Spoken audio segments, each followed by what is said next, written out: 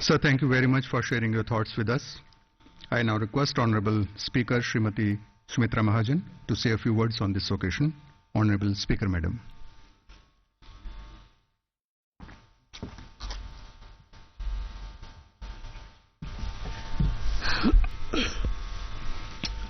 मंच पर विराजमान जिनका बहुत विस्तृत अनुभव है, ऐसे हमारे उपराष्ट्रपति जी माननीय हामिद अंसारी जी, हमारे माननीय प्रधानमंत्री,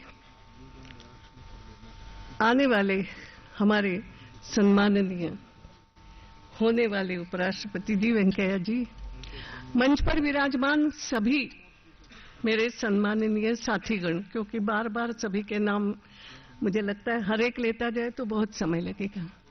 यहाँ पर उपस्थित राज्यसभा के सभी सदस्य, मेरे अपने लोकसभा के सदस्य, मंत्रिमंडल के साथीगण और सभी उपस्थित, आज का ये जो कार्यक्रम है, हमारे माननीय उपराष्ट्रपति जी को विदाई तो नहीं कहूंगी, हमारे मन के उद्गार, और मैं इसलिए मन के उद्गार बोल रही हूं कि उनका जो विस्तृत अनुभव रहा, कहीं ना कहीं उसको मैंने भी शेयर किया है।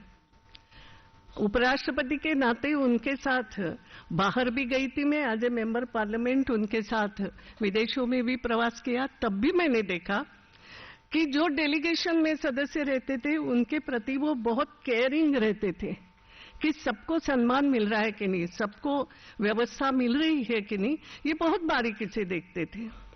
यहाँ भी मैंने देखा, जब जब समय आया, मैं लोकसभा अध्यक्ष के लोकसभा के लिए नहीं थी, मगर लोकसभा अध्यक्ष के व्यवस्था के लिए नहीं थी, हमेशा एक मार्गदर्शन भी किया है। जहाँ कहीं गलती हुई तो गलती हो गई तो चर्चा करके उसको सुधारने के लिए भी उन्होंने मार्गदर्शन किया। और कभी भी उनको पूछो, मैं आना चाहती हूँ, कुछ चर्चा नहीं है क्योंकि दोनों सदनों के कामकाज में कभी करना पड़ती थी, तो हमेशा कहते थे हंसते हुए, आपके लिए कभी भी आ जाओ।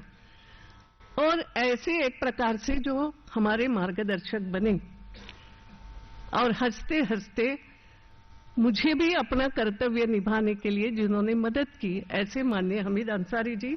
एक बात उनकी ओर कहूंगी, आप भी सब मेरे साथ उसको मानेंगे कि आज भी आप देखो, मैं अभी हमारे इनसे बात कर रही थी, आपके सदन के राज्यसभा के विपक्ष के नेता से, कि 80 के तो हो गए, लेकिन आप अगर उनकी चाल देखो, मैं तो कुछ नहीं बोलती कि मैं भी अब आ रही हूं, कहीं ना कहीं थोड़ी सी पीछे हूं, लेकिन आप में से भी कोई 50 साल के भी हो, उनसे फास्ट चलेंगे। मेरे से तो नहीं कंपेयर करती, क्योंकि लेकिन ऐसे भी हो, ऐसे आज भी इस उम्र में भी उन्होंने जो अपने आप को तरोताजा रखा है, जो उनकी जिस तरीके से चाल भी है, उससे अलर्ट भी रहते हैं। मैंने उनको चेयर पे बैठे हुए कई बार देखा है, चलाते समय, रात को जब देखती हूँ टीवी, अलर्ट रहे हैं। ऐसे हमारे माननीय उपराष्ट्रपति, और मेरा पूरा विश्वास है, क्योंकि व्यक्ति वैसे कभी रिटायर नहीं होता है, कुछ ना कुछ तो करती, और जो उनका स्वभाव है उसके अनुसार जरूर आगे का उनका जो जीवन है, कुछ न कुछ अच्छे कार्य में ही वो बीते, स्वस्थता से बीते, और इसलिए मैं उनको शुभास्ते पंथानाम कहती हूँ। आज एक मौका और मेरे लिए है, मैं हमेशा बोलती हूँ, मैं कभी राज्यसभा में नहीं रही, और राज्यसभा में हमेशा एक विदाई का आपका चलता है कि जो सदस्य विदा होते हैं उनके लिए, आज वही मैं देख रही थी, थोड़ा सा चल रहा था। हालांकि राज्यसभा में भी ये चलता रहता है, आज उससे विदाई लेने वाले भी कई सदस्य बैठे हैं।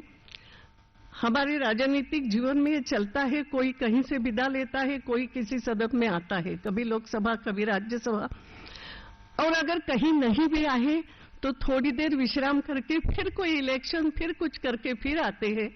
ये भी नहीं हुआ जीवन में, तो भी एक बार हम राजनीति में आ गए, नेतृत्व करना शुरू किया, और जैसा सामान्य व्यक्ति हमें पुकारते हैं नेताजी करके, तो ये नेताजी का काम कभी खत्म नहीं होता, समाप्त नहीं होता।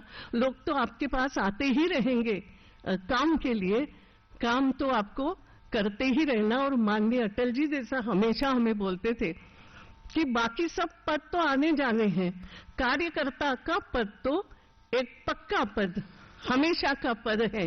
तो आप भी उसी प्रकार जो यहाँ से विदा लेने वाले राज्यसभा के सदस्य बैठे हैं, उनके लिए मैं इतना ही कहूंगी, कार्य तो आपका चलता ही रहेगा। और जब भी कभी समय किसी न किसी कारण से मिले तो पुनरागमनाय च। आप सभी के लिए शुभकामना। माननीय उपराष्ट्रपति जी, आपके लिए भी शुभास्ते पंथानम।